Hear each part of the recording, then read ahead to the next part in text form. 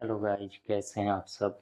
उम्मीद है आप सब बहुत अच्छे होंगे, कुशल होंगे और हमारी कहानी का इंतजार कर रहे होंगे। आइए, आज आपके लिए हम बहुत ही विशेष और सुंदर कहानी लेकर आए। यह कहानी आपके दिल को छू जाएगी। तो आइए शुरू करते हैं। कुछ कहानियां केवल पढ़ी नहीं जाती, वे हमारे भीतर उतर जाती है। कामतानाथ की प्रसिद्ध कहानी लाख की चूड़ियां भी ऐसी ही एक मार्मिक कहानी है, जिसमें चूड़ियों की खनक के पीछे छिपी है एक कारीगर की कला, उसकी मेहनत, उसका स्वाभिमान और बदलते समय की कठोर सच्चाई। यह कहानी हमें उस दौर में ले जाती है जब हाथों का हुनर ही किसी इंसान की पहचान हुआ करता था। लेकिन जब मशीनें और बाजार पारंपरिक कारीगरी पर हावी होने लगते हैं, तो सिर्फ एक व्यवसाय नहीं बदलता, कई लोगों की पूरी जिंदगी बदल जाती है। लाख की चूड़ियां हमें यह सोचने पर मजबूर करती है कि विकास की दौड़ में कहीं हम उन हाथों को तो नहीं भूल रहे जिन्होंने पीढ़ियों से हमारी संस्कृति और सुंदरता को आकार दिया है। तो आइए सुनते हैं कामतानाथ की संवेदनशील और दिल को छू लेने वाली कहानी लाख की चूड़ियां। सारे गांव में बदलू मुझे सबसे अच्छा आदमी लगता था, क्योंकि वो मुझे सुंदर सुंदर लाख की गोलियां बनाकर देता था। मुझे अपने मामा के गांव जाने का सबसे बड़ा चाव यही था कि जब मैं वहां से लौटता था तो मेरे पास ढेर सारी गोलियां होती थी, रंग बिरंगी गोलियां जो किसी भी बच्चे का मन मोह ले। वैसे तो मेरे मामा के गांव का होने के कारण मुझे बदलू को बदलू मामा कहना चाहिए था, परंतु मैं उसे बदलू मामा न कहकर बदलू काका कहा करता था, जैसा कि गांव के सभी बच्चे उसे कहा करते थे। बदलू का मकान कुछ ऊंचे पर बना था। मकान के सामने बड़ा सा सहन था, जिसमें एक पुराना नीम का वृक्ष लगा था। उसी के नीचे बैठकर बदलू अपना काम किया करता था। बगल में भट्ठी दहकती रहती, जिसमें वह लाख पिघलाया करता। सामने एक लकड़ी की चौखट पड़ी रहती, जिस पर लाख के मुलायम होने पर वो उसे सलाख के समान पतला करके चूड़ी का आकार देता। पास में चार छह विभिन्न प्रकार की बेलन नुमा मुंगेरियां रखी रहती, जो आगे से कुछ पतली और पीछे से मोटी होती। लाख की चूड़ी का आकार देकर वह उन्हें मुंगेरियों पर चढ़ाकर गोल और चिकना बनाता और तब एक एक कर पूरे हाथ की चूड़ियां बना चुकने के पश्चात वो उन पर रंग करता। बदलू यह कार्य सदा ही एक मचिए पर बैठकर किया करता था, जो बहुत ही पुरानी थी। बगल में ही उसका हुक्का रखा रहता, जिसे वह बीच बीच में पीता रहता। गांव में मेरा दोपहर का समय अधिकतर बदलू के पास बीतता। वह मुझे लल्ला कहा करता और मेरे पहुंचते ही मेरे लिए तुरंत एक मछलियां मंगा देता। मैं घंटों बैठे बैठे उसे इस प्रकार चूड़ियां बनाते देखता रहता। लगभग रोज ही वह चार छह जोड़े चूड़ियां बनाता।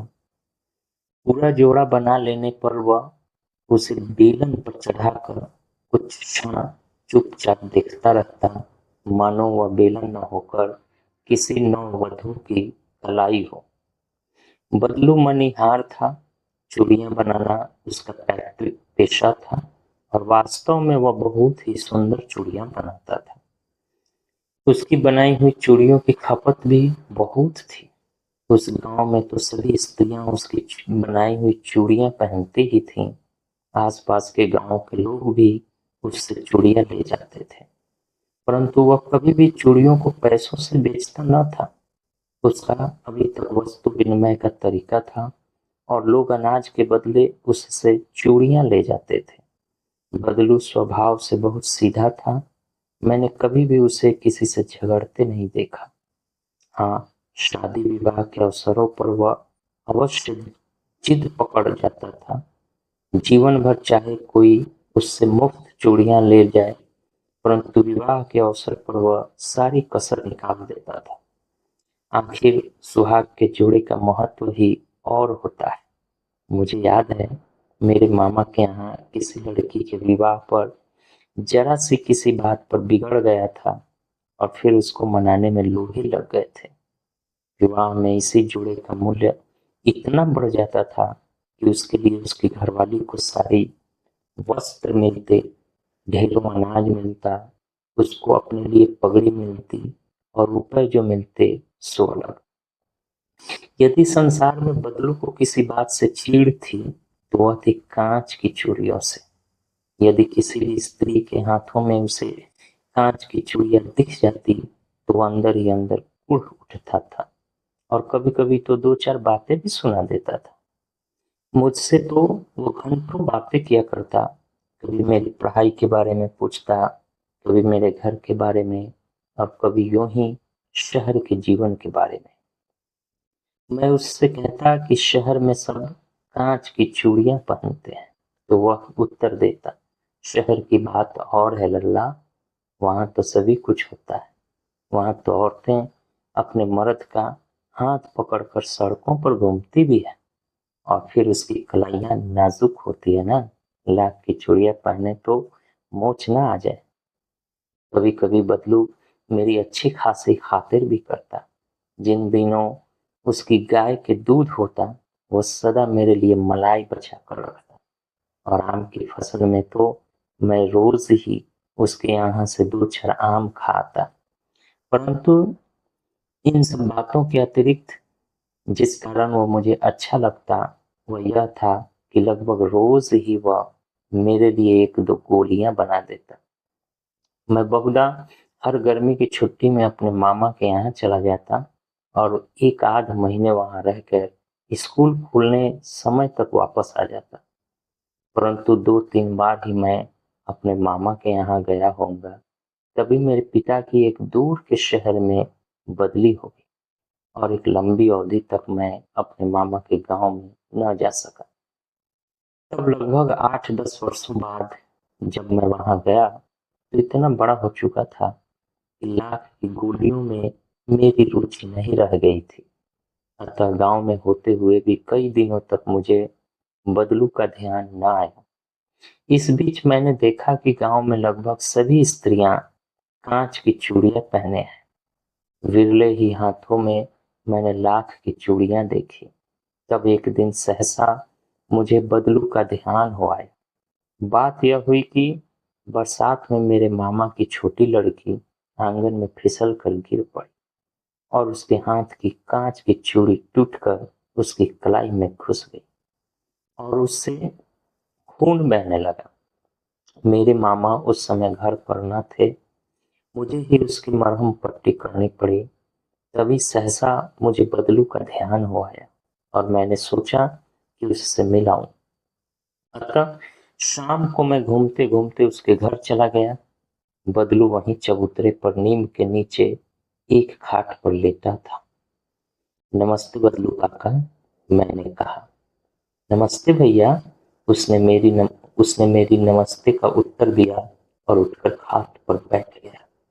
परंतु उसने मुझे पहचाना नहीं और देर तक मेरी ओर निहारता रहा। मैं हूँ जनार्दन काका, आपके पास से गोलियां बनवा कर ले जाता था। मैंने अपना परिचय दिया। बल्लू फिर भी चुप रहा, मानो वो अपनी स्मृति पटल पर अतीत के चित्र उतार रहा हो।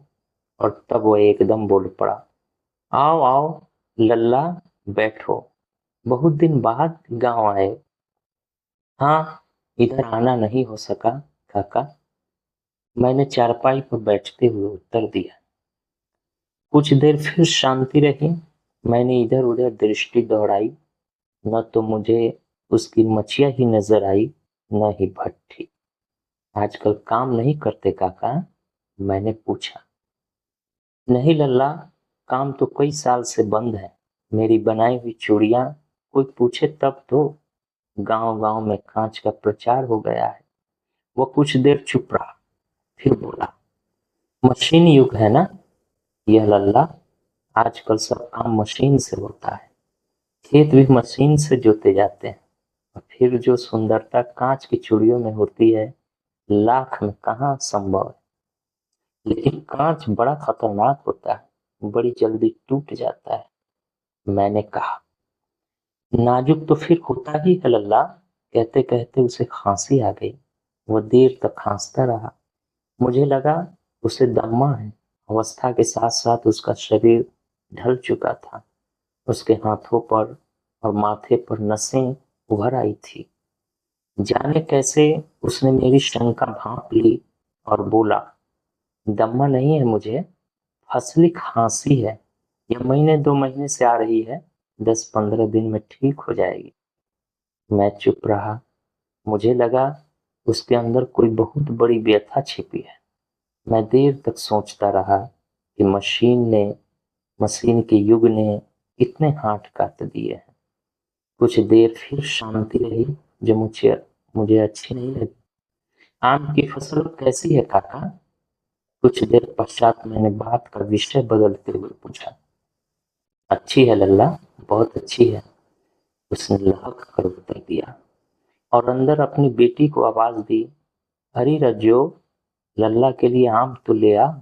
फिर मेरी ओर मुखातिब होकर बोला, माफ करना लल्ला, तुम्हें आम खिलाना भूल गया था।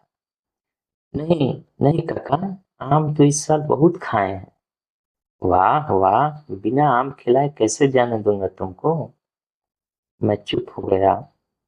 मुझे वे दिन याद आए जब वो मेरे लिए मलाई बचा कर रखता था। गाय तो अच्छी है ना काका? मैंने पूछा। गाय कहाँ है लल्ला, 2 साल हुए बेच दी, कहाँ से खिलाता। इतने में रज्जो उसकी बेटी अंदर से एक डलिया में ढेर सारे आम ले आई। यह तो बहुत है काका, इतने कहाँ खा पाऊंगा। मैंने कहा। वाह वाह, वह हंस पड़ा। शहरी ठहरे ना, मैं तुम्हारी उम्र का था तो इसके चौगुने आम एक वक्त में खा जाता था। आप लोगों की बात और है, मैंने उत्तर दिया। अच्छा बेटी, लल्ला को 4-5 आम छांट कर दो, सिंदूरी वाले देना। देखो लल्ला कैसे हैं, इसी साल ये पेड़ तैयार हुआ है। रज्जो ने 4-5 आम अंजलि में लेकर मेरी ओर बढ़ा दिए। आम लेने के लिए मैंने हाथ बढ़ाया तो मेरी निगाह एक क्षण के लिए उसके हाथों पर ठिठक गई। गोरी गोरी कलाइयों पर लाख की चूड़ियां बहुत ही फब रही थी। बदलू ने मेरी दृष्टि देख ली और बोल पड़ा, यही आखिरी जोड़ा बनाया था जमींदार साहब की बेटी के विवाह पर। 10 आने पैसे मुझको दे रहे थे, मैंने जोड़ा नहीं दिया, कहा शहर से ले आओ। मैंने आम ले लिए और खाकर थोड़ी देर पश्चात चलाया। मुझे प्रसन्नता हुई कि बदलू ने हार कर भी हार नहीं मानी थी। उसका व्यक्तित्व कांच की चूड़ियों जैसा न था कि आसानी से टूट जाए।